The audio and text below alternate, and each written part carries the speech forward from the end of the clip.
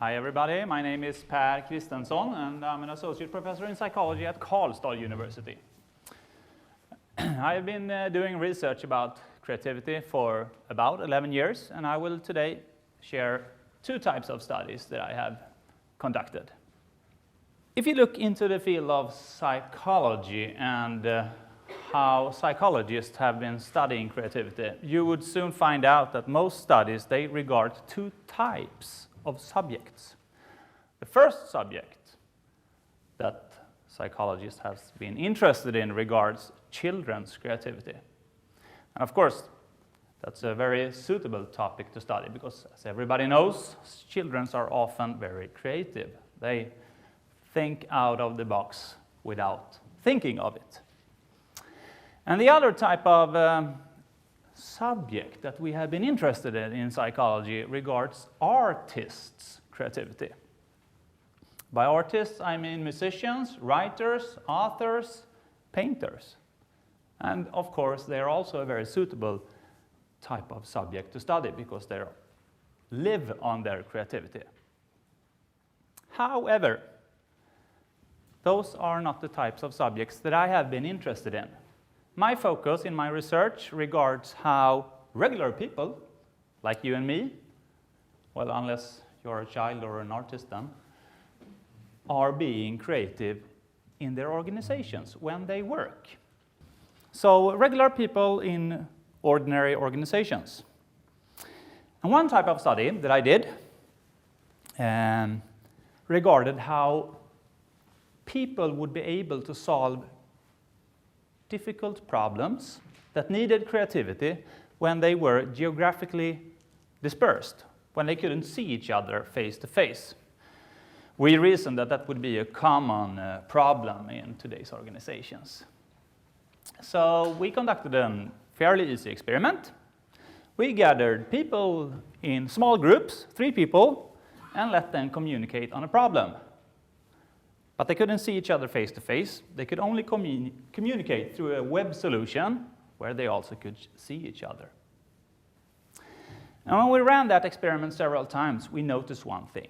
We noticed that one reason for the results was that those groups who came up with creative solutions, they used what we call unknown solution spaces. What is an unknown solution space? Well, let's begin with a known solution space. A known solution space, that's the type of knowledge that you would first come to your mind when you meet a certain problem. That's where you first start to look, or where most people start to look. And unknown solution spaces then, of course, are the more far-reached, not that common types of knowledge that you would use. And for those groups, those small groups who used unknown solution spaces, who come up with creative solutions, when we interviewed them and tried to understand why and how it came that they were using those unknown solution spaces as a strategy, we noticed that they often gave the answer, well, you know, I don't know why I did that, but the problem was, the task that we were given was kind of interesting. I like to think about that task. You know, that task reminded me of a similar problem that I have experienced myself. And when we interviewed those other groups who did not use unknown solution spaces, they said, well, you know, the task was kind of difficult and you told me to think about this task and that's why I did it. We call that intrinsic motivation. That was the group who thought that the problem was interesting. They did it because they liked the problem. And the other persons, they solved problem because they were being explicitly told to solve the problem by me. So that's the first type of study I did. And I thought, you know, after those studies, now I want to raise the level a little bit here. I want to find a real interesting problem to solve, where creativity is needed. And I tried to listen to what influential people thought and said about creativity. And then I became somewhat disappointed. Because one person, for example, he is a Swedish CEO of a large car company. He said that we didn't need more creativity, we need less. And another person, an American influential business thinker, he said pretty much the same thing. And I was kind of disappointed, you know. So creativity is not needed? Maybe it's no good. Why am I doing research about this? And it's kind of difficult to explain how my thoughts went, but I have some slides here that might give you an idea of how I was thinking. I started out by looking at products that were considered creative by most people, like the one behind me. And then I thought, you know, okay, now we know a creative product that everybody can agree on. What happens on the market when people have launched this one? Because if creativity is easy, now everybody should be creative and come up with new solutions. So look at those following slides here and see what you think. Are the coming products also creative? Here's the first one. It's another brand, launched after the first one. And here's the third one. And there's the fourth one. Here's the fifth one. And this one isn't leaning in the picture, so I find it kind of creative. And there are 3 different types by different manufacturers. But they look pretty much the same. And here's the last one. And you know what? I think that the designers behind this one might have seen the first one when they did this. So I think maybe you understand what I was trying to think of. I thought that creativity is probably needed. It's not that easy to be creative when you want. And I think one explanation to why I got these disappointing answers from the business people was that they didn't understand what we define as creative. So I wanted to look at the definition of creativity, and I want to share it with you guys. Because a baseline criteria for creativity, that is, of course, that ideas are new. They need to be new. That's the, most important thing. But it's not enough. It's far away from enough. They also need to be valuable. They need to solve an organizational process. They need to facilitate something within an organization, or they need to make a product or service better so it solves the user's problem. And in my dissertation that I did 7 or 8 years ago, I also suggested a third criterion for creativity. I said that ideas also needs to be actionable. Because some ideas that people have, they might be very new, very original, might be very valuable, they solve a problem, but it costs too much to do something about it. Or it's too difficult to communicate to people what your idea is about.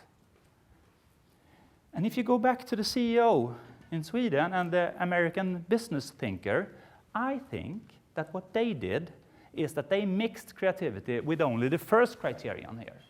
They think being creative is being original, but that's not true, because then it's rather easy, and when you come up with original ideas, they will be mean troubles for the organization. They need also to be valuable and actionable. So now when I had this definition, I had the starting point for my next study. And I knew that I wanted to study innovation in organizations in some kind of way. And together with some colleagues, we had been studying how companies conduct innovation. And we noticed that this is one of the most closed processes within organization. This is the most secret thing in an organization today. You can't even get in without having to sign an NDA, non-disclosure agreement. So our hypothesis here was that since they are so closed, probably they are forced to use known solution spaces only. They will have difficulties getting out. So our idea here was to force them to use ideas from customers, users, clients, patients. because then they would have to use solution spaces which are unknown for them, and they have to open their closed innovation processes up.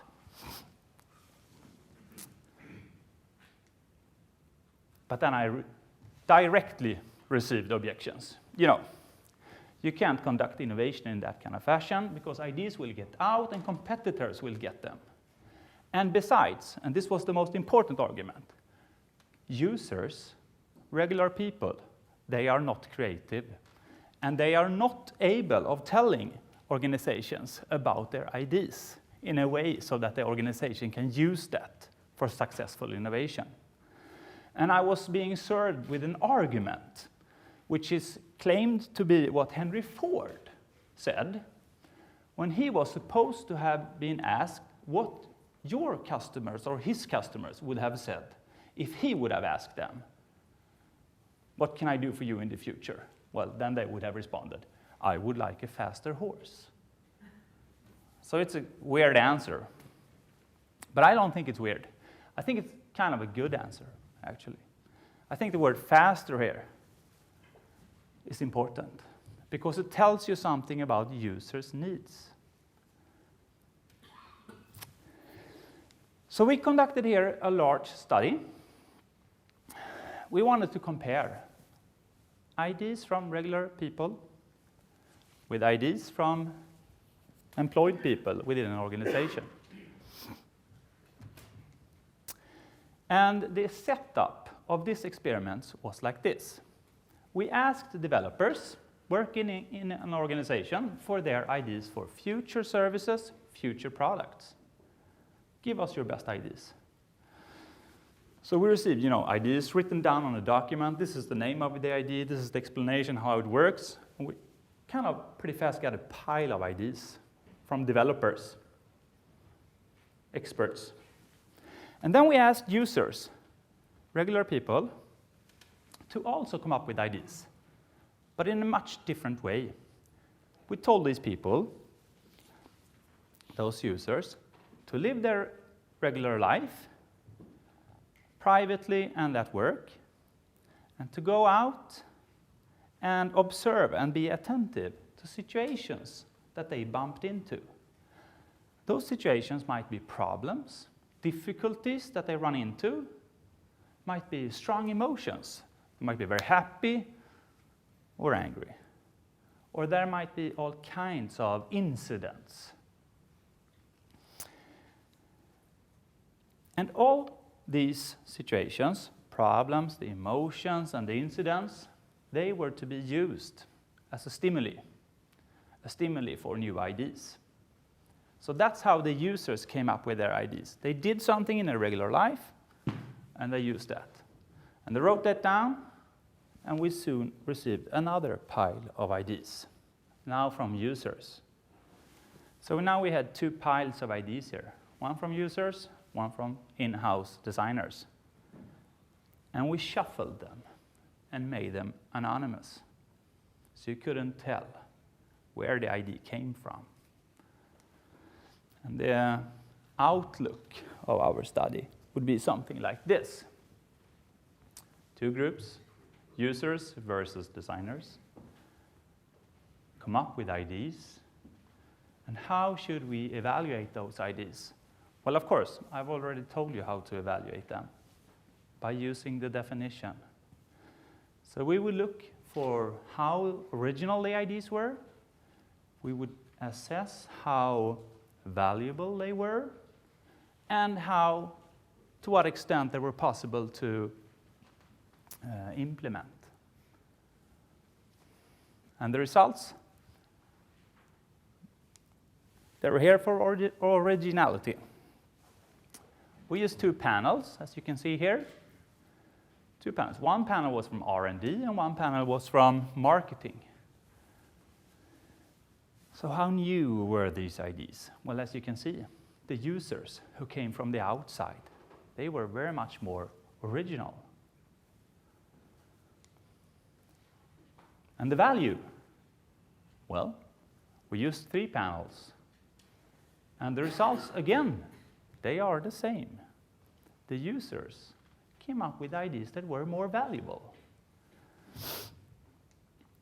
And for actionability, well, there were no differences, meaning that both groups were equally good at coming up with ideas that could be put into use.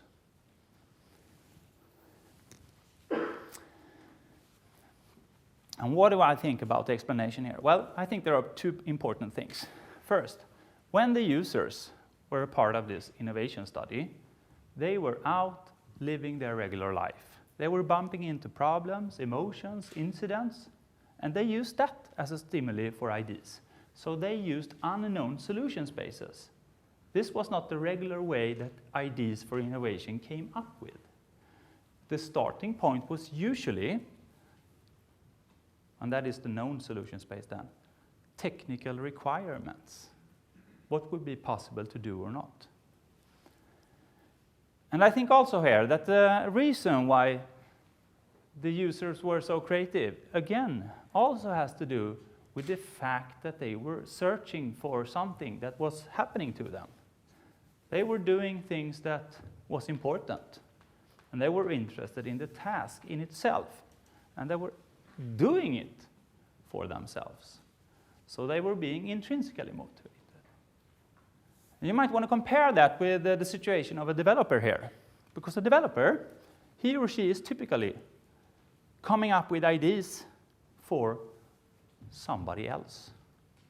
And that might be extrinsically motivating. And I know when I'm often out and listen to speakers about creativity to see what they have to say about this difficult questions. And I hear very many times that people are giving explanations that are cognitive in some way, meaning that they explain how they mentally collected information, maybe as I describe it in my terms, unknown or known solution space. They say that if you behave in that kind of way, you will discover radical ideas or creative ideas. But the real reason why, and that's something that they never mention, maybe because they don't know about it, is probably because they think the problem is interesting in itself. And if it is interesting in itself, they are more likely to come up with creative ideas. Thank you very much.